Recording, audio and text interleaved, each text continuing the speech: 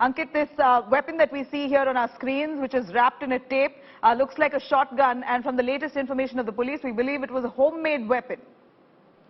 Well, one of the questions that is being asked in the aftermath of assassination of Prime Minister Abe is that how come in a country like Japan, which has one of the lowest gun violence related cases, remember only 0.6% out of 100 possess a gun in Japan. So the question is being asked, how can somebody carry out a high profile political assassination in the middle of a city of a former Prime Minister of Japan using a gun? So what we have done is we are now using the visual evidences that we have collected by local media, and we are trying to understand what kind of gun was used in this incident. So this is the accused, or the person who shot the former Prime Minister of Japan, and this is the weapon that was used. Now what we have done is we have broken this one piece of evidence that we have and try and understand what kind of weapon this is. So if you see this is a sample of the pipes that has been used, and that they have now been covered, if you see here, by duct tapes. So it looks like some kind of pipe gun. Now there is a term for it.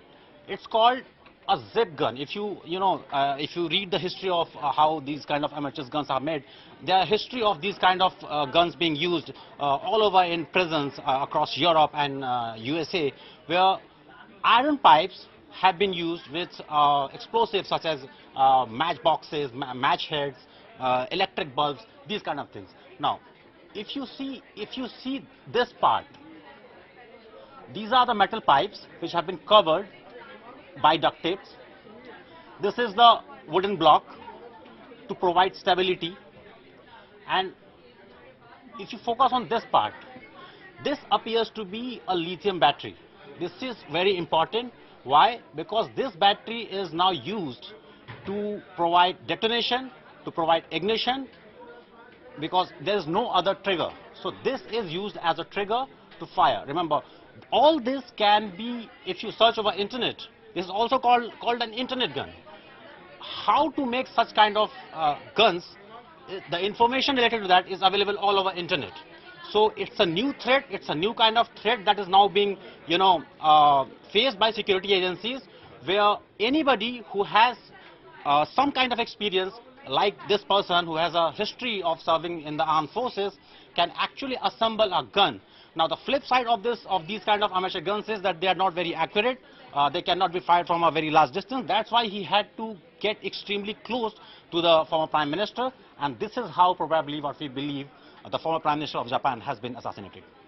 You know, Ankit, at this point, questions could be asked whether this man, who's an ex-soldier, could have already received training. Since he was a part of the army, he would have known very well to come out with a handmade gun of this nature. This could have been helpful. A training from the army itself could have been largely helpful for him to pull this off. Well, the fact that he comes from an armed forces background should definitely help. I'm sure these kind of details will come up during the course of the investigation. But what we are trying to show here is that this is one of the first cases when an amateur gun, or what we are calling as an internet gun, is being used to carry out a high-profile political assassination. Of course, he must have has some kind of information. But if anybody even Googles how to make a zip gun on internet, they will find enough information, and with enough motivation and the kind of skill set he must have had while his tenure in the armed forces, he must have, those kind of experiences must have helped. I'm sure these kind of information will come up while as the investigation progresses. But what we can conclusively say at this point is that this is not an automatic gun, this is not a factory produced gun, this is not a 3D printed gun that many people on the internet are writing about. This looks like, and what we can, what we're showing here is, this looks like a homemade zip gun, also called the internet gun, which appears to be, made at home with raw materials such as simple pipes, duct tapes, explosives, etc. But, it's shocking and surprising how the man has actually managed to pull it off. He got his target right on point. He managed to shoot Shinzo Abe. right in target, and unfortunately he's dead today, but he's pulled off this assassination with such ease.